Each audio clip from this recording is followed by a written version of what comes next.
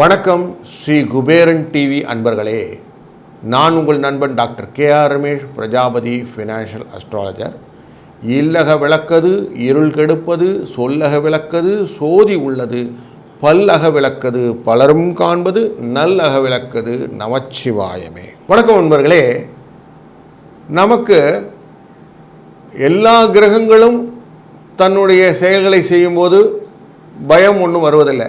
ஆனால் சனி கிரகம் அப்படின்னும் போது ஸ்பெஷலாக ஒரு பயம் உண்டு. ஏன்னா சனி ஈஸ்வரன், அந்த ஈஸ்வர பட்டம் வாங்கின ஒரு கிரகம். ரெண்டாவது, அவர் எதையும் செய்துவிட்டால் தண்டிப்பார் அப்படின்னு உண்டு. அதாவது நம்ம நாடுகளிலே சில நாடுகளில் பார்க்கும்போது போலீசிங் அப்படின்னு இருக்கும். சிங்கப்பூரில் போலீசிங் இருக்குது அப்படின்னு சொல்லுவோம். எப்படின்னா, நம்ம எதாவது செய்துவிட்டால் உடனே தண்டனை உண்டு. தண்டனை இருப்பதனால் குற்றங்கள் குறைந்திருக்குமா? ஆனால் குற்றம் குறைந்திருக்கும். ஏன்னா அவங்க உடனே எல்லாத்தையும் வாட்ச் பண்ணிகிட்டே இருப்பாங்க அப்படின்றாங்க. அப்போ கிளென்லினஸ் ஒன்று இருக்கும், சுத்தம், நேர்மை, ஒழுக்கம் இதெல்லாம் வேணும்னா போலீசிங் வேணும். அப்படிப்பட்ட ஒரு நமக்கு போலீசிங் யார் பண்ணுறாருன்னா இந்த சனி கிரகம் தான் பண்ணிட்டுருக்கார். அதனால தான் அவர் வந்த உடனே எல்லோரும் கொஞ்சம் கட்டுக்கோப்பாக இருக்கணும்னு ஆசைப்படுவாங்க. இந்த தீய பழக்கங்கள் அப்படிங்கிற வழக்கங்கள் எல்லாம் இந்த சனீஸ்வரன் கெட்டதனால் வரக்கூடிய பழக்கங்களாக இருக்கும். அது மாற்றும்போது நல்லவர்களாக மாறிவிடுகிறார். சனியை போல் கொடுப்பார் இல்லைன்னு சொல்லுவாங்க நார்மலாக. அப்போது தன்னுடைய நிலைமையை மாற்றிக்கொள்ளும்போது, அதுவும் சமய நெறிப்படி பார்க்கும்போது நல்லதொரு ஆற்றலை கொடுக்கக்கூடிய ஒரு கிரகமானது சனீஸ்வர கிரகம். அப்படிப்பட்ட கிரகங்கள் நமக்கு எப்படியெல்லாம் பலன் கொடுக்கும், அதனுடைய தன்மை என்ன அப்படின்னு நார்மலாக புரிஞ்சு கொண்டோன்னு வச்சுக்கோங்களேன், ஈஸியாக இருக்கும்ன்றதுனால இந்த காணொலியில் நம்ம சனியுடைய தாக்கங்கள், அவருடைய தன்மைகள், அவருக்கு இருக்கக்கூடிய மற்ற பெயர்கள், அவர் எந்த இடத்துலலாம் ஆட்சியில் உச்சம் இருப்பார், நீச்சமாக இருப்பார், இல்லை அவருடைய அதிதேவத்தைன்னு சொல்லக்கூடியது, இப்படி ஒரு சில நுணுக்கங்களை காணப்போகிறோம். அதுபோல் சனி ஈஸியாக புரிஞ்சுக்கிறதுனா, நமக்கு திருக்குறள் மூலமா எந்தெந்த குறள்களில் நம்ம வைத்துக்கொண்டால் சனியை நம்ம மனப்பாடமாக புரிஞ்சுக்கலாம், இப்படி இருந்தால் அப்படின்னு சொல்லி ஒரு ஆக்டிவேஷன் நோட் அப்படிங்கிறதையும் மனசில் வச்சுப்போம். சனீஸ்வரனால் வரக்கூடிய நோய்கள் என்ன மாதிரி நோய்கள், அதாவது முன்னவே நோய் நாடி, நோய் முதல் நாடின்னு நோயை புரிந்து கொள்ள வேணும்னா சனி வந்துட்டாரா இல்லையான்னு செக் பண்ணுறதுக்கு சில பேராமீட்டர்ஸ் இருக்கும் இல்லையா, அந்த பேராமீட்டர்ஸ்லாம் என்னென்ன அப்படிங்கிறதையும் இன்றைய காணொலியிலே நம்ம பார்க்க போகிறோம். அதனால் தொடர்ந்து காணொலியை பாருங்கள். உங்களுக்கு பல விதத்திலும் புரியாத புதிர்கள் இருக்கும். அந்த புதிர்களுக்கெல்லாம் ஒரு ஆன்சர் கிடைக்கும் என்பதிலே ஐயமில்லை. முதலாவதாக சனீஸ்வர பகவான் அப்படிங்கிறவர் யார் அப்படின்னு பார்த்தா, உள்வட்ட கிரகங்கள், வெளிவட்ட கிரகங்கள்னு நமக்கு கிரகங்களிலே பிரித்திருப்போம். பூமியின் உள்ளே உள்பகுதியில் இருக்கக்கூடிய கிரகங்கள் உள்வட்ட கிரகங்கள் அப்படின்னும், அதை விட்டு தாண்டி இருக்கிறதெல்லாம் வெளிவட்ட கிரகங்கள் அப்படின்னு பார்ப்போம். செவ்வாய் வரைக்கும் இருக்கக்கூடியது உள்வட்ட கிரகம். புதன், சுக்கிர, செவ்வாய் இதெல்லாம் உள்வட்ட கிரகம். அந்த 5 கிரகங்கள் 2வது கிரகமானது குரு. அந்த குரு, சனி மற்றும் இவங்களோட வெளிவட்ட கிரகங்கள் வந்துடுவாங்க. சூரியனிலிருந்து ரொம்ப தொலைவான தூரத்தில் இருக்கக்கூடியவர் சனி கிரகம். அதனால தான் அவரை இருட்டு கிரகம்னு சொல்லுவோம். அப்போ கிழக்கிலே நமக்கு சூரியன் உதித்தால் மேற்கிலே இருக்கக்கூடியவர் அப்படின்னு பார்த்திங்கன்னா சனீஸ்வர பகவான். அதனால தான் மேற்கு திசை அப்படிங்கிறது சனீஸ்வரனுடைய தன்மையாக அமைகிறது. ரொம்ப தூரத்தில் இருக்கிறதுனால அந்த சுற்றுவற்ற பாதையை சுற்றுவதற்கும் மெதுவாக தான் சுற்றுவார் அப்படின்னு பார்க்குறோம். அதனால் சனியுடைய தன்மையில் ரொம்ப தூரத்தில் இருக்கிறது மட்டும் இல்லை, அவருடைய அந்த கோலத்தை சுற்றியே நிறைய தூசு மண்டலங்கள்லாம் இருக்கும். அது ஒரு ரிங் மாதிரி இருக்கும். எப்போவுமே சனியுடைய பாகத்தில் ரிங் கிடைக்கும். அந்த தூசு மண்டலம் அப்படிங்கிற மண்டலத்தோடய சேர்ந்து சுற்றி கொண்டு இருப்பார். அப்படிங்கிறதான் அழுக்கு அப்படின்னு சொல்லுவாங்க நார்மலாக. இதெல்லாம் சனியோடைய தன்மையாக காட்டுவார்கள். மெதுவாக சுற்றுவார்னா மந்தம் அப்படின்னு சொல்லுவாங்க. மெதுவாக தான் காரியங்கள் செய்வார்கள், புரிந்து கொள்வார்கள். இதெல்லாம் அஸ்ட்ரோனமிக்கலி ஆல்சோ ப்ரூவ்டு. இன்றைக்கி நீங்கள் சனியிலே பார்த்தோம்னா ஒரு சின்ன டிபேட் கூட இருந்தது. வாக்கிய பிரகாரம் சனி பெயர்ச்சி இல்லை, திருக்கணித பிரகாரம் சனி பெயர்ச்சி உண்டு அப்படின்லாம் ஒரு டிபேட்லாம் உண்டு. ஒரு கிரகங்களும் ஒரு ராசிக்குள்ளே 30 டிகிரி வரைக்கும் தான் சுற்ற முடியும். அதுக்கு மேலே அடுத்த ராசிக்குள்ளே போய்டும். அப்படி பார்க்கும்போது சோஃபார் கும்பராசிக்குள்ளார இருந்தது 270லேருந்து 300 டிகிரி வரைக்கும் தான் சுற்ற முடியும்.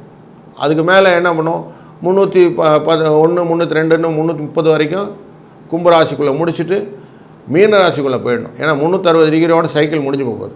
அப்போ 331ன்னு சொன்னால் நேச்சுரலி மீன ராசிக்குள்ளே இறங்கிடணும். அப்படி தான் சனி பெயர்ச்சியை கணக்கிடுவார்கள். அந்த 2.5 வருஷம் 7.5 வருஷம் அப்படிங்கிறது நமக்கு கணக்கு அப்படின்னு சொல்கிறோம். 7.5 நமக்கு சனி பிடித்து விட்டான்னு ஒரு ராசியினுடைய 12 ராசியின் ஜென்மம் அதுக்கப்புறம் 2ஆம் இடம் இதுக்குள்ளார நம்ம ட்ராவல் பண்ணும்போது 7.5ன்னு சொல்லுவோம். அப்போ சனீஸ்வரனுடைய பேர் என்ன அப்படின்னா நார்மலாக சனீஸ்வரன் சொல்லிடுறோம். வடநாட்டில் சொல்வது ஷனின்னு சொல்லுவான். ஷனின்னா மந்தம்னு அர்த்தம், ஸ்லோ அப்படின்னு அர்த்தம். ஷனி அப்படின்னு ஷண்முகத்துக்கு போட ஷனி ஷாவை போடுவான். அவருக்கு இன்னொரு பேர் சொல்லுவாங்க காரின்னு சொல்லுவான். கருப்பாக இருக்கிறதுனால காரி, மந்தமாக இருக்கிறதுனால மந்தன். கதிரின் மகன், அதாவது சூரியனுடைய மகன் யாருன்னா சனி. சூரியனுக்கு 2 மகன்கள் உண்டு, ஒன்று யமன், இன்னொரு சனி. சனி எதையுமே கொஞ்சம் முடக்கி போடுவதனால அவருக்கு முடவன்னு பேர். அவருக்கு கால் கொஞ்சம் இது பட்டதுனால ராவணன் அப்படிங்கிற ஒரு ராமாயணத்தில் இருக்கக்கூடிய கேரக்டரில் எல்லா கிரகங்களையும் ஒரே இடத்துல வைத்து கொண்டால் நான் என்னோட ஜெயித்து விடலாம் என்று இந்திரஜித் அப்படிங்கிற மகன் பிறக்கும் போது எல்லாத்தையும் வைத்துக்கும் போது சனி மட்டும் காலை அதர் ராசிக்குள்ளே வைத்ததாகவும் அந்த கால் வெட்டுப்பட்டதுனாலும் அவர் சகோணன் அப்படிங்கிற பேரில் கூப்பிடுவாராம். சௌரி அப்படிங்கிறதும் சனியுடைய பேர். கரியன் அப்படின்னாலும் அது நம்ம சனீஸ்வரனை தான் கூப்பிடும். பல பாரிஜாதகம், ஜாதக பாரிஜாதம், ஜாதக சிந்தாமணி, பிராச்சரியத்துடைய இதிலெல்லாம் அசிதன் அப்படின்னு ஒரு வேர்டாக யூஸ் பண்ணியிருப்பாங்க. அசிதன்னாலும் நமக்கு சனீஸ்வரனை தான் கூப்பிடுவார். எதையுமே ஆரம்பத்தில் இருக்க அந்தன் அப்படிங்கிறதும் இந்த சனீஸ்வரனை தான் சொல்வோம். ஆயுளை பற்றி சொல்வதனாலே சாவகன் அப்படிங்கிற வார்த்தையும் சனீஸ்வரனை தான் சொல்லும். நம்ம நல்லா சொல்லுவோம், நீல கலரில் சட்டை போட்டுட்டு போகிறது, நீல வேட்டி கட்டுறது எல்லாம் சபரிமலைக்கெல்லாம் போவோம் இல்லையா, அந்த நீலம் தொடர்பு எல்லாமே சனீஸ்வரன். அதனால தான் நீலன் அப்படிங்கிற பேரும் அவருக்கு, சந்தில் அப்படிங்கிற பேரும் அவருக்குத்தான், மங்கு அப்படிங்கிற பேரும் சனித்தான். வயதான தோற்றத்தை காட்டுவதனாலே முதுமகன் அப்படிங்கிற பேரும் சனீஸ்வரனுக்கு. பாருங்கள் எவ்வளோ பேர் இருக்குது பாருங்கள் அவருக்கு. நோயை கொடுப்பதனால் நோய் அப்படிங்கிற வார்த்தைக்கு அதிதேவதை யாருன்னா சனீஸ்வரன். ஆயுளை சொல்வதனாலே யமன் அப்படின்னாலும் யமன் அவருடைய அண்ணாவாக இருந்தாலும் இவருக்கும் அந்த பேர் உண்டு, யமன்னு பேர் உண்டு. அவர் கருப்பாக இருக்கிறதுனால கிருஷ்ணன்னும் பேர் உண்டு அவருக்கு. அதோட மட்டும் எதையுமே மேற்கோள் காட்டுவதுன்னு ஒரு வார்த்தை சொல்லுவோம்லே, அந்த மேற்கோள் அப்படிங்கிற வார்த்தைக்கு யார் காரணம்னா சனீஸ்வரன். இப்படி சனி பற்றி பார்த்தோம்னா இவ்வளோ பேருக்கா அப்படின்னா அவ்வளோ பேர் இவருக்கு தான். இவருடைய உறுப்புன்னு பார்த்தீங்கன்னா காற்று தான் இவருக்கு உறுப்பு, வாயு. அதனால தான் ஆஞ்சநேய சுவாமியை நம்ம அதிதேவத்தையாக இவருக்கு பரிகாரத்தில் சொல்லுவோம். உத்திராட நட்சத்திரம் அப்படிங்கிற நட்சத்திரம் மகர ராசிக்குள்ளே இருக்கும், சூரியனுடைய நட்சத்திரம், அதாவது அப்பா. அடுத்து சந்திரன் திருவோணம் இருக்கும், அவிட்ட நட்சத்திரம் இருக்கும், செவ்வாய். இந்த செவ்வாய் உச்சப்படுவது அப்படிங்கிறது இந்த மகர ராசிக்குள்ளே இருக்கும் சனியுடைய ஏரியா. அப்போ சனிக்கு 2 வீடு உண்டு, மகரம் கும்பம் அப்படிங்கிற 2 வீடு. அவிட்டம் சதயம் பூரட்டாதின்ற 3 நட்சத்திரத்தை கொண்டது இந்த கும்பராசி. இதுக்குள்ளே இருக்கும் போதும் சனி தன்னுடைய டிராவலை செய்வார். ஆட்சியில் இருப்பது மூல திரிகோணத்தில் இருப்பது கும்பத்தில். இந்த மந்தகன், மெதுவானவன், கவனமானவன் அப்படிங்கிற சூழ்நிலையெல்லாம் கொடுக்கக்கூடிய இந்த சனியானவர் கருப்பு மற்றும் கருநீல நிறத்திலே இருக்கக்கூடியவர். ஏன்னா கருப்புனா இருட்டுன்னு வச்சுக்கிறோம், நீலம்ங்கிறது ஏற்கனவே நீலன்னு சொன்னதுனால வைத்துக்கொள்கிறோம். மேற்கு திசையில் இருக்கக்கூடியவர். மேஷராசிக்குள்ளரே இவர் தன்னுடைய தன்மையை குறைத்துக் கொள்வார். அங்கே சூரியன் உச்சத்தில் இருப்பார். அப்பா எங்கள் வீட்டில் இருக்காரோ பையன் அடக்கி வாசிப்பான் அப்படிங்கிற கான்செப்டில் இங்கே நீச்ச கதியில் இருப்பார். அப்பா கொஞ்சம் தூங்கிட்டு இருக்கோம், பசங்க வாலாட்டுவாங்க அப்படிங்கிற மாதிரி அக்டோபர் மாதத்தில் துலா ராசிக்குள்ள ரவி பார்த்திங்கன்னா சனி பகவான் உச்சத்தில் இருப்பார். அது மழைக்காலமானால் சூரியன் தன்மை குறைந்து விடும். அப்போ சூரியன் எங்கெல்லாம் அமைதியாக இருக்கிறோ அங்கெல்லாம் சனி ஆடுவார்னா துலாத்திலே உச்சம். இப்படி தன்னுடைய உயர்வு தாழ்வு நிலைகளை கொண்டு நம்மளை நிர்வாகம் செய்வது இந்த சனிக்குடைய தன்மை. இந்த சனியுடைய நோய்கள் அப்படின்னு பார்த்தா நார்மலாக காலச்சக்கர புருஷத்தினுடைய 10ஆம் இடம் 11வது இடம் அப்படிங்கிற இடத்துல தான் சனியுடைய ஆட்சி இருக்கும். சனியுடைய தன்மையான நீச்சத்தன்மையானது மேஷராசிக்குள்ளரே இருக்கும். அதனாலே செவிட்டுத்தன்மையை கொடுக்கக்கூடியவர், பல் சம்பந்தப்பட்ட வலிகள் பல் நோய்களை கொடுக்கக்கூடியவர்,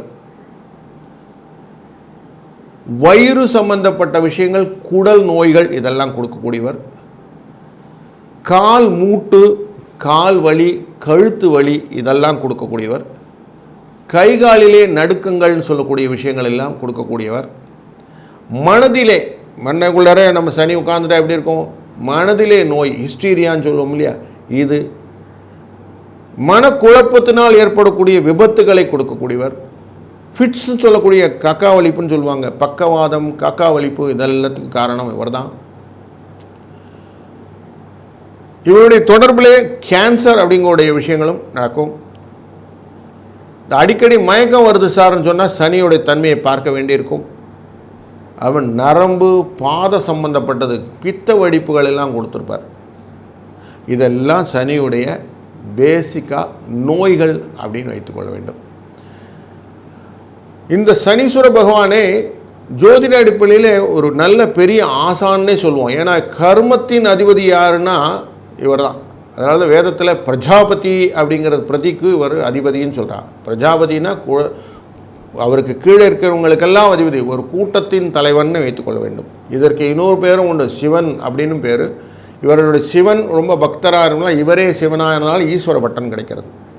அப்போ கர்மா நீதி அப்படிங்கிறதெல்லாம் இவர்கிட்ட இன்பார்டாக இருக்கும். இவர் நோய் ரிலேட்டடு வயசு ரிலேட்டடு முதுமையாக காட்டும். இவர்களெல்லாம் சனீஸ்வரனுடைய தாக்கம் இருந்ததுன்னா முகத்தில் முதுமை காட்டும். அந்த முதுமையான தன்மை இளமையிலே முதுமைன்னு சொல்லுவாங்களே அப்படி. அதே மாதிரி மரணத்தை பிரதிநிதிப்படுத்துவது, முன்னாடி ஆயுளை செக் பண்ணணுன்னா சனீஸ்வரனை பார்ப்போம்.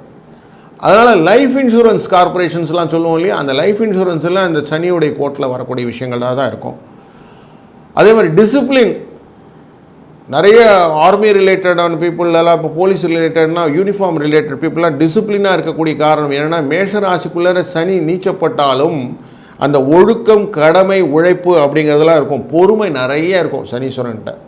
இந்த மாதிரி நமக்கு சபார்டினேட்ஸ் கிடச்சிட்டாங்கன்னு வச்சுக்கோங்களேன், அந்த முதலாளி ரொம்ப நல்லா இருப்பாங்க. ஏன்னா உழைக்கிறதுக்கு அவ்வளோ அஞ்ச மாட்டாங்க, எந்த காலையும் செய்யலாம் செய்வாங்க. இதில் இன்னொரு நுட்பம் பார்த்தீங்கன்னா, செவ்வாய் மகர ராசிக்குள்ளே உச்சப்படுவார். அதனால தான் இந்த சனீஸ்வரனுக்கு ஒரு அதிதேவதை பிடித்தவர் வாயுன்னு பார்த்தோம். அதுக்கு அதிதேவதை அதுக்கு ஒன்று பிடித்த தெய்வம் யாதான் ஆஞ்சநேயர். ஆஞ்சநேயருக்கு வடமாலை சாத்துறதுன்னு இந்த செவ்வாய் வைத்து பண்ணுவார்கள். அது வடநாட்டிலே இருக்கும்போது இந்த செவ்வாயுடைய அதனத்தை வடை இங்கே பண்ணுவோம், அங்கே ஜிலேபியாக பண்ணுவோம். இப்படி பலவிதமான கட்டுப்பாட்டுகள் வரம்புகளை எல்லாம் வாழ்க்கை பாடத்திலே கொடுக்கக்கூடியது. ஆன்மீகத்திலே வளர்ச்சியையும் சோதனை வந்தாலும் அதிலிருந்து நீங்கள் செய்யக்கூடிய காரியங்களாக செய்யக்கூடியதாகவும் இந்த சனீஸ்வர பகவான் உங்களுக்கு ஹெல்ப் பண்ணிகிட்டே வருவார். இதை திருவள்ளுவர் பாணியில் சொல்லணும்னா வினைத்திட்பம் அப்படிங்கிற அதிகாரத்தின் கீழே சொல்லியிருப்பார். வினைத்திட்பம் என்ப ஒருவன் மனத்திட்பம் மற்ற எல்லாம் பிற அப்படின்னு சொல்லியிருப்பார். ஒருவனின் வெற்றியை தீர்மானிப்பது பல விஷயங்கள் என்றாலும் மிக முக்கியமானது அவன் செயலாற்றும் மன உறுதியே அப்படின்னு சொல்லுவார் திருவள்ளுவர். அப்படி ஒருவருக்கும் மன உறுதியை கொடுக்கக்கூடியவரானது இந்த சனி பகவான் அப்படிங்கிறத புரிஞ்சுக்கணும். கஷ்டம் கொடுத்தா எப்படின்னா, நம்ம கோல்டெல்லாம் வாங்க போகிறோம் இல்லையா, எவ்வளோ தூரம் புடம் போடுதோ அவ்வளோ தூரம் வேல்யூ ஏறும் இல்லைங்களா, அழுக்கெல்லாம் போய். அப்போது கஷ்டம் கொடுத்தா உங்களை நல்ல பரிமாணத்துக்கு கொண்டு போகிறார் அப்படிங்கிறத மனதில் வாங்கி கொண்டால் அனைத்து விதமான தடைகளும் பிரச்சனைகளும் வரத்தான் செய்யும், ஆனால் பலன் நல்லா இருக்கும்னு புரிந்து கொண்டால் சனியை நம்ம வார்ம்லி வெல்கம் பண்ணிவிடுவோம். ஏன்னா சனீஸ்வரன் வந்தால் எப்படி இருக்கும்னு இன்னொரு குறள் சொல்கிறேன். கலங்காது கண்ட வினைகள் துளங்காது தூக்கம் கடிந்து செயல் அப்படின்னு சொல்லியிருக்கார். ஒரு செயலை நாம் முடிக்கிறதுக்கு அடிப்படையாக மனசில் உறுதி வேணும். அந்த உறுதி மட்டும் இருந்தால் போதாது, ஓய்வின்றி உழைக்க வேண்டும், தாமதமின்றி உழைக்க வேண்டும். உழைக்கும் போது உழைப்பின் செயல்கள் உங்கள் மனதிலே இருக்க வேண்டும் அப்படிங்கிறது திருக்குறளே சொல்லியிருக்கு. அப்படி இருந்தால் சனீஸ்வர பகவான் எப்படி கொடுப்பார்னா அவரை போல் கொடுப்பார் இல்லை. அவருக்கு இன்னொரு பேர் பொன்னன்னு பேர். அதனாலே நீங்கள் ஒரு காரியங்களும் செய்யும் போதும் இதை மனத்திலே நிறுத்தி கொண்டு கஷ்டம் கொடுத்துறார்னு ஏக்கம்படாமல் நீங்கள் செய்யக்கூடிய காரியங்கள் உங்கள் வாழ்க்கையிலே பல விதத்திலும் பலன்களாக மாறும் என்பதிலே ஐயமில்லை.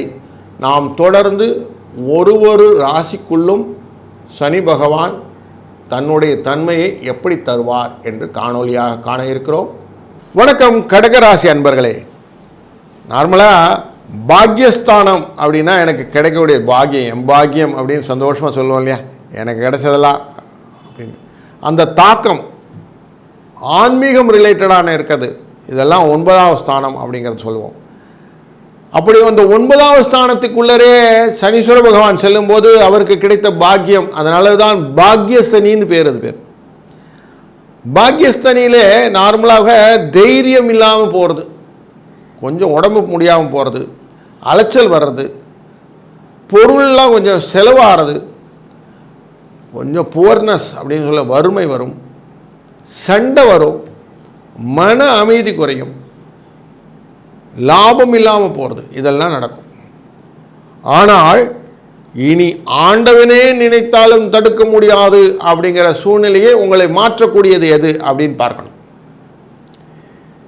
இவ்வளோ காரணங்கள் தாக்கங்கள், அந்த தாக்கத்திலிருந்து விடுபட்டால் ஆண்டவனே நினைச்சாலும் உங்களை தடுக்க முடியாது. அவ்வளோ பெரிய அபிபரதமான வளர்ச்சியை கொடுக்கக்கூடியதாக அமையக்கூடியதும் இந்த பாக்கிய சனி. மாற்றி யோசிப்பது அப்படின்னு சொல்லுவோம் இல்லையா, அந்த மாற்றி யோசின சிந்தனைகள், அந்த மாற்றி யோசித்த சிந்தனைகள் பிரகாரம் வரக்கூடியது. நீங்கள் எவ்வளவு தூரம் ஆன்மீக வளர்ச்சிக்கு பாடுபடுவீர்களோ அவ்வளவு தூரம் ஞானத்தின் பிரகாரம் நீங்கள் செய்யக்கூடிய காரியங்கள் எல்லாம் இந்த பாக்யஸ்தனி தூக்கி கொடுப்பார். வச்சுக்கோ, நல்லா சந்தோஷமாக வா, மேலே வா அப்படின்னு சொல்லுவார். தினமும் கோயிலுக்கு போனோம், அங்கே என்ன ஆப்பர்ச்சுனிட்டி இருக்கோ, பெருக்கணும்னா பெருக்கு, துடைக்கணும்னா துடைக்க, ஏதோ ஒரு ஹெல்ப்பு, சின்ன ஹெல்ப்பு பண்ண ஆரம்பிங்க. இது சின்ன இன்ட்ரோ. அப்படி கொஞ்சம் கொஞ்சமாக அவங்களுடைய உற்சவங்கள் அந்த மாதிரி விஷயங்கள் எல்லாம் அவங்களை கூப்பிடுவாங்க. சார் அங்கே நின்று கொஞ்சம் லைனப் பண்ணி கொடுங்க, அதை பண்ணி கொடுங்க. ஸோ கொஞ்சம் கொஞ்சமாக அவங்களுடைய ஆன்மீகத்தில் தொடர்பு ஏற்படுத்தி கொள்ளுங்கள். உழவாரப்பணின்னு சொல்லுவோம். அப்படி உழவாரப்பணி தொடர்புகளை கொள்ளும்போது ஏதோ கொஞ்சம் சொல்கிறாங்களே, என்னவோ சொல்கிறாங்களேன்னு கொஞ்சம் காது கொடுத்து கேட்பீங்க. அங்கே சொல்லக்கூடிய பதிகங்கள், பாக்கள் இதெல்லாம் உங்கள் காதுக்குள்ளே விழ ஆரம்பிக்கும். அப்போ ஞான வைராக்கியம் உங்களோட உள்ளே வர ஆரம்பிச்சிருச்சுன்னா இந்த பாக்கிய சனி உங்களை வந்துட்டாருன்னு அர்த்தம். இல்லைன்னா என்ன, தைரியம் இல்லாமல் சோங்கியாக உட்காந்துருக்க வேண்டியதான். தேவையில்லாத அலைச்சல் விட இது நல்ல அலைச்சல் தானே. உங்களுக்கு வாழ்க்கையில் பெரிய மாற்றங்களை கொடுக்கக்கூடியதுன்னு நல்லது செய்யலாமே.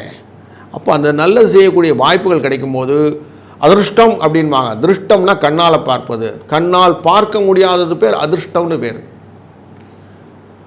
அந்த மாதிரி அதிர்ஷ்டத்தை கொடுக்கக்கூடிய வாய்ப்புகளை இந்த ஞானகாரகனான சனி பகவான் பாக்யஸ்தானத்தில் அமர்ந்திருப்பதனாலே கொடுத்து விடுவார். 8ஆம் இடத்துலேருந்து இப்போ 9ஆம் இடத்துக்கு போயிட்டார் இல்லைங்களா. இப்போ உங்களை முன்னேற்றணும் இல்லையா, அடுத்த வேலை செய்யணும், தொழிலுக்கு போகணும், வாழ்க்கை லாபத்தை கொடுக்கணும், நிறைய வேலை இருக்குது அவருக்கு. 10, 9, 10 எல்லாம் வாழ்க்கையில் உங்களை முன்னேற்றி விடணும். இப்போ சந்தோஷத்தை கொடுப்பதற்கான அமர்ந்திருக்கிறார்னு மனசில் எடுங்க. தொய்வுக்கு இல்லை, வறுமைக்கு இல்லை, பகைக்கு இல்லை, மனசை அழுதுவதற்கில்லை. நான் எப்பவுமே அப்படி நோ டல்னஸ், லாபம் வரப்போகிறது அப்படின்னு மனசில் போடுங்க. சின்ன சின்ன சோதனை தடைகள்லாம் இருக்கும், அதெல்லாம் எல்லாமே நம்ம எதுவும் நம்மளை பிடிக்க முடியாது இல்லை. அது சின்ன சின்னதெல்லாம் டெஸ்டிங்னு சொல்லுவோம். அப்பப்போ டெஸ்ட் வச்சா தானே எக்ஸாம் போகிறோம். ஃபைனல் எக்ஸாம் போகும்போது நிறைய டெஸ்ட் வச்சு தானே போகிறாங்க. அப்போது midterm test, monthly test, weekly டெஸ்ட்டுன்னு டெஸ்ட் வச்சுக்கிட்டே இருக்கும். சின்ன சின்ன டெஸ்ட்டு அதில் இக்யூப் ஆகிட்டே வரணும், ஞானம் க்ரியேட் பண்ணிகிட்டே வரணும். அப்படி வந்தாக்க என்ன ஆகும்னா ஆட்டோமேட்டிக்காக மேலே போயிடுங்க. இந்த ஞானகாரகன், இந்த பாக்யஸ்தானாதிபதி அப்படிங்கிற இடத்துல இருக்கிறதுனால குபேரன் அப்படிங்கிற இந்த கடக ராசிக்காரர்களுக்கு இன்னொரு விஷயம், இங்கே குரு உச்சப்பட போகிறார். அப்போது நீங்கள் குரு சம்பந்தப்பட்ட ஒரு நல்ல மெய்யியல் அப்படின்னு சொல்லக்கூடிய ஆசிரியரை நீங்கள் அனுபவது நல்லது. அவங்க ஆதரவுனால நீங்கள் ஆன்மீகத்தில் பயணிக்கும் போது ரொம்ப நல்ல வழிகாட்டுதலாக அமையும். அதனால் நீங்கள் இப்போ செய்ய வேண்டியது ஒரு நல்ல குருவை தேடி தேர்ந்தெடுத்து உங்களுக்கு அமைத்து கொள்வது. இப்படி அமையும்னு தான் சொன்னேன். முதல்ல கோயில் அப்படிங்கிறதுக்குள்ளே கால் எடுத்து வைங்க, 2 வேலை செய்யுங்க. கொஞ்சம் கொஞ்சமாக ஆட்டோமேட்டிக்காக ஒருத்தர் பார்ப்பார், இந்த பையன் நல்லா இருக்கிறானே, இந்த அம்மா கொஞ்சம் நல்லா செய்யுது அப்படின்னு உங்கள்கிட்ட சொல்லுவாங்க. இந்தம்மா இதெல்லாம் செய்யுங்க, இந்த விளக்க போடுங்க, இந்த விஷயம் பண்ணுங்கன்னு ஒரு விஷயங்களாக உங்கள் வாழ்க்கையில் மாற்ற ஆரம்பிப்பார்கள்.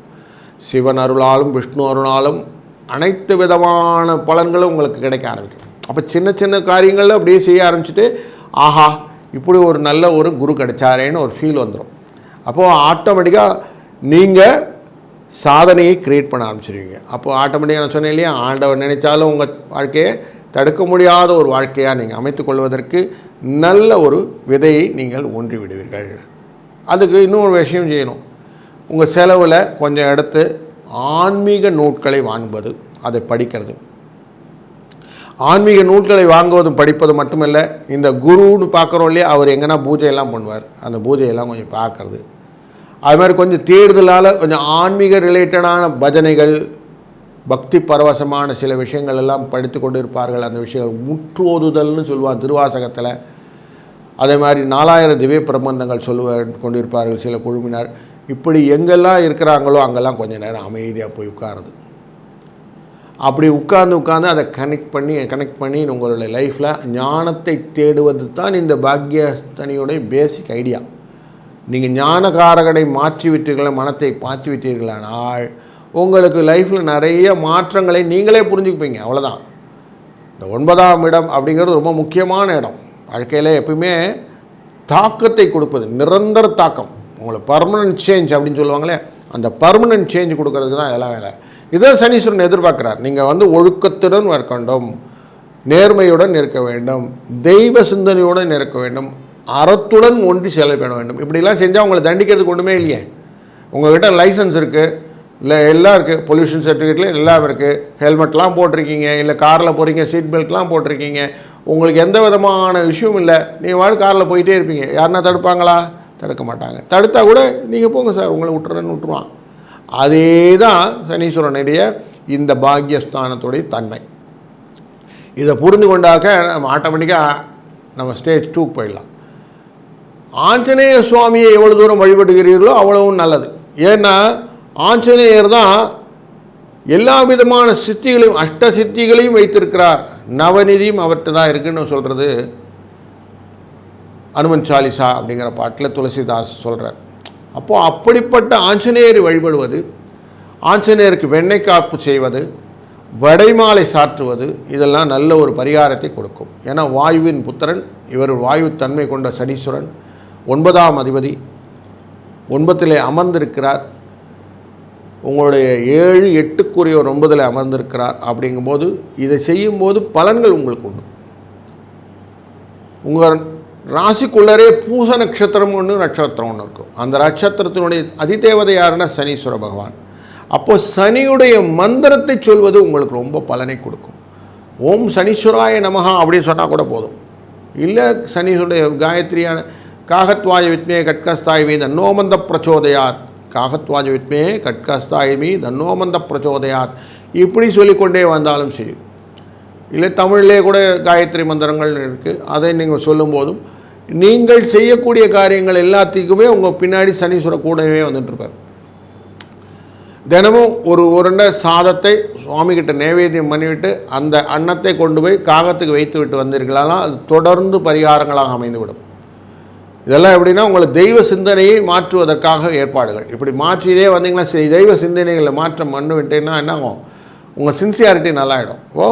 உங்களுக்கான பங்க்சுவாலிட்டி, உங்களுக்கான தடைகள் நீக்கப்பட்டு உங்களுக்கான குரு கிடைத்து ஒரு நல்ல ஆன்மீக பயணத்தை நீங்கள் செய்யும்போது உங்களுக்கு நான் சொல்லலாம் ஒரு 92%லேருந்து 96% வரைக்கும் நல்லதொரு பலனை கொடுக்கக்கூடியது தான் இந்த பாக்யஸ்தனி. நான் 96%நே ஃப்ரீஸ் பண்ணுறேன். 96% நல்லா இருக்குது. ஏன்னா இனி உங்களை ஆண்டவனே நினைத்தாலும் தடுக்க முடியாத சூழ்நிலையில் உங்கள் மனசை கொண்டு போய் நிறுத்திவிடும் இந்த காரியங்கள்லாம். அப்படின்னா உங்கள் வாழ்க்கையில் ஒரு நல்ல ஒரு மாற்றத்தை கொடுக்கக்கூடிய பாக்ய சனி இருக்கிறது. வாழ்க வளத்துடன். ஸ்ரீ குபேரன் டிவியை பார்த்தமைக்கு நன்றிகள். மேலும் இது போன்ற தகவல்களை தெரிந்து கொள்ள ஸ்ரீ குபேரன் டிவியை சப்ஸ்கிரைப் செய்யுங்கள். மறக்காமல் பெல் ஐக்கானை கிளிக் செய்யுங்கள்.